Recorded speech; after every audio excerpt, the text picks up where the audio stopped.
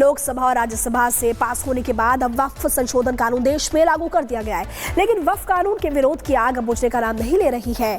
बंगाल के मुर्शिदाबाद में सरकार की नाक के नीचे विरोध के नाम पर जमकर आगजनी भी हुई, तो वहीं जम्मू कश्मीर विधानसभा से भी ऐसी तस्वीरें सामने आई है जिनको देखकर आप हैरान हो जाएंगे। पूरी खबर और अलग अलग जगहों से तस्वीरें इस रिपोर्ट में दिखाते हैं।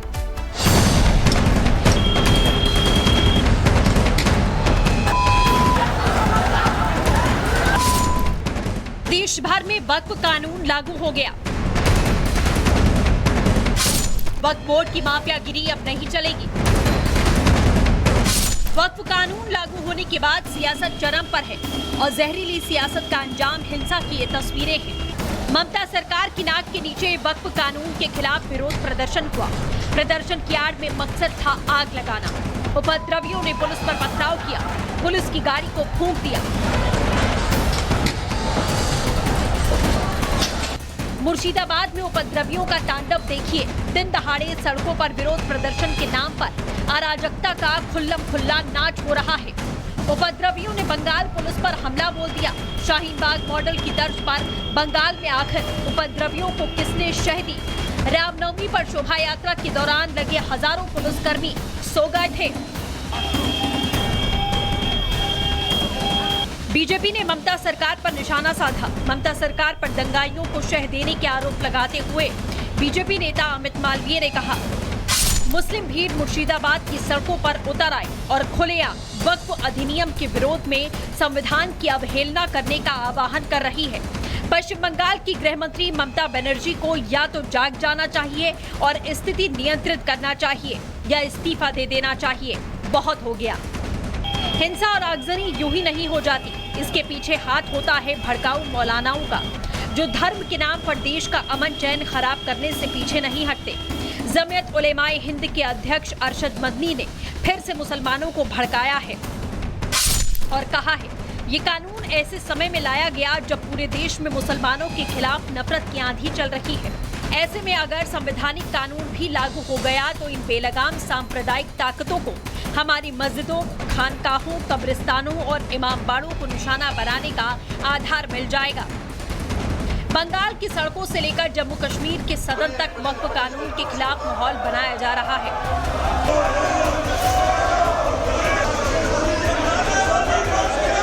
विधानसभा में माननीय आपस में ही भिड़ गए।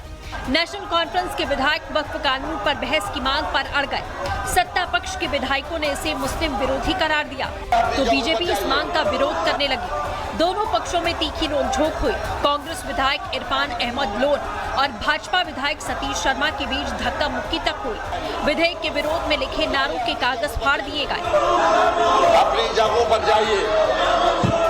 नेशनल कॉन्फ्रेंस, कांग्रेस, पीडीपी और निर्दलीय विधायकों ने वक्फ कानून पर बहस के लिए स्थगन प्रस्ताव लाने की मांग की। प्रस्ताव को स्पीकर एडवोकेट अब्दुल रहीम राठौर ने खारिज किया। स्पीकर के खिलाफ अविश्वास प्रस्ताव पेश किया गया। इससे हिंदुस्तान के 30 करोड़ मुसलमानों की जो शिनाख्त है वो खतरे में पड़ सकती है और जो हमारे हिंदुस्तान का जो आइन है, जो हमारे हिंदुस्तान की जो फाउंडेशन है, वो एक सेक्युलरिज्म पे बनी है। तो हम समझते हैं कि ये मुसलमानों पे एक अटैक है। सरकार के पास इसका इलाज नहीं है। जब इलाज नहीं है तो एडजस्टमेंट मोशन में कैसे अलाउ करो, इसलिए मैंने अलाउ नहीं किया। वो इंसिस्ट कर रहे थे कि हम इसको अलाउ किया जाना चाहिए।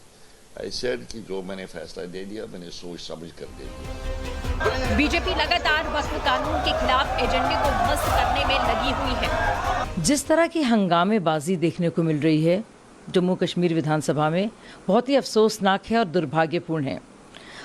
अभी तक उनको इस बात का एहसास नहीं है कि देश में एक ही संविधान है, एक ही निशान है और एक ही विधान है।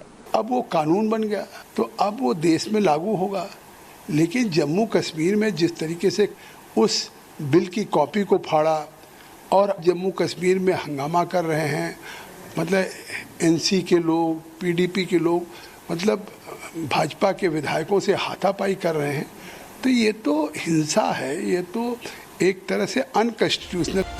देश में वक्फ कानून अब हकीकत है, चाहे कोई भड़काए या अपनी सियासी रोटियां सेकने के जुगत में क्यों न लगे। केंद्र सरकार की चुनौतियां भी कम नहीं है। अब देखना होगा वक्फ पर देश में क्या तकरार होनी बाकी है। Bureau report, Republic Bharat. Lok Sabha और राज्यसभा से पास होने के बाद अब वक्फ संशोधन कानून देश में लागू कर दिया गया है, लेकिन वक्फ कानून के विरोध की आग अब बुझने का नाम नहीं ले रही है। बंगाल के मुर्शिदाबाद में सरकार की नाक के नीचे विरोध के नाम पर जमकर आगजनी भी हुई, तो वहीं जम्मू कश्मीर विधानसभा से भी ऐसी तस्वीरें सामने आई है जिनको देखकर आप हैरान हो जाएंगे। पूरी खबर और अलग अलग जगहों से तस्वीरें इस रिपोर्ट में दिखाते हैं।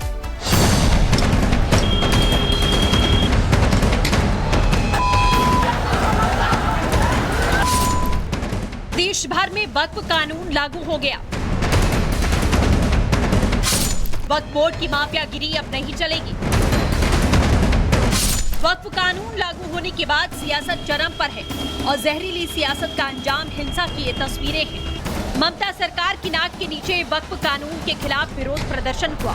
प्रदर्शन की आड़ में मकसद था आग लगाना।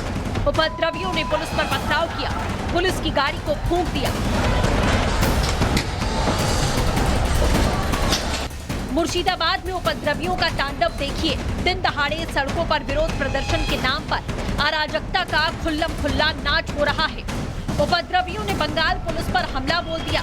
शाहीन बाग मॉडल की तर्ज पर बंगाल में आखिर उपद्रवियों को किसने शह दी। रामनवमी पर शोभा यात्रा के दौरान लगे हजारों पुलिसकर्मी सो गए थे।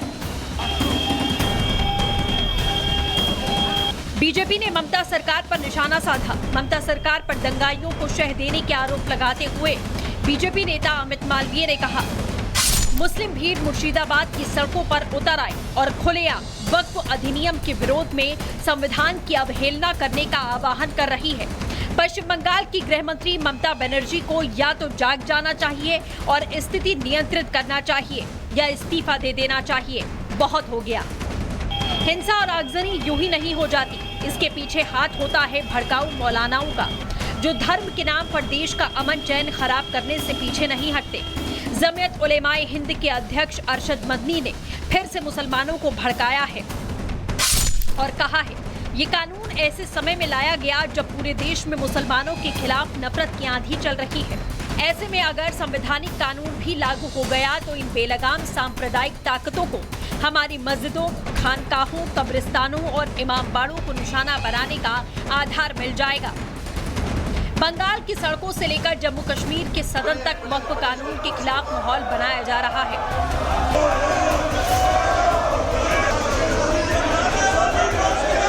विधानसभा में माननीय आपस में ही भिड़ गए। नेशनल कॉन्फ्रेंस के विधायक वक्फ कानून पर बहस की मांग पर अड़ गए। सत्ता पक्ष के विधायकों ने इसे मुस्लिम विरोधी करार दिया तो बीजेपी इस मांग का विरोध करने लगी। दोनों पक्षों में तीखी नोकझोंक हुई। कांग्रेस विधायक इरफान अहमद लोन और भाजपा विधायक सतीश शर्मा के बीच धक्का मुक्की तक हुई। विधेयक के विरोध में लिखे नारों के कागज फाड़ दिए गए। अपनी जगहों पर जाइए। नेशनल कॉन्फ्रेंस, कांग्रेस, पीडीपी और निर्दलीय विधायकों ने वक्फ कानून पर बहस के लिए स्थगन प्रस्ताव लाने की मांग की। प्रस्ताव को स्पीकर एडवोकेट अब्दुल रहीम राठर ने खारिज किया। स्पीकर के खिलाफ अविश्वास प्रस्ताव पेश किया गया। इससे हिंदुस्तान की 30 करोड़ मुसलमानों की जो शिनाख्त है वो खतरे में पड़ सकती है, और जो हमारे हिंदुस्तान का जो आईन है, जो हमारी हिंदुस्तान की जो फाउंडेशन है, वो एक सेक्युलरिज्म पे बनी है। तो हम समझते हैं कि ये मुसलमानों पे एक अटैक है। सरकार के पास इसका इलाज नहीं है। जब इलाज नहीं है तो एडजर्नमेंट मोशन में कैसे अलाउ करो, इसलिए मैंने अलाउ नहीं किया। वो इंसिस्ट कर रहे थे कि हम इसको अलाउ किया जाना चाहिए। आई सेड कि जो मैंने फैसला दे दिया, मैंने सोच समझ कर दे दिया। बीजेपी लगातार वक्फ कानून के खिलाफ एजेंडे को ध्वस्त करने में लगी हुई है। जिस तरह की हंगामेबाजी देखने को मिल रही है जम्मू कश्मीर विधानसभा में, बहुत ही अफसोसनाक है और दुर्भाग्यपूर्ण है। अभी तक उनको इस बात का एहसास नहीं है कि देश में एक ही संविधान है, एक ही निशान है और एक ही विधान है। अब वो कानून बन गया तो अब वो देश में लागू होगा, लेकिन जम्मू कश्मीर में जिस तरीके से उस बिल की कॉपी को फाड़ा और जम्मू कश्मीर में हंगामा कर रहे हैं, मतलब एनसी के लोग, पीडीपी के लोग, मतलब भाजपा के विधायकों से हाथापाई कर रहे हैं, तो ये तो हिंसा है, ये तो एक तरह से अनकॉन्स्टिट्यूशनल।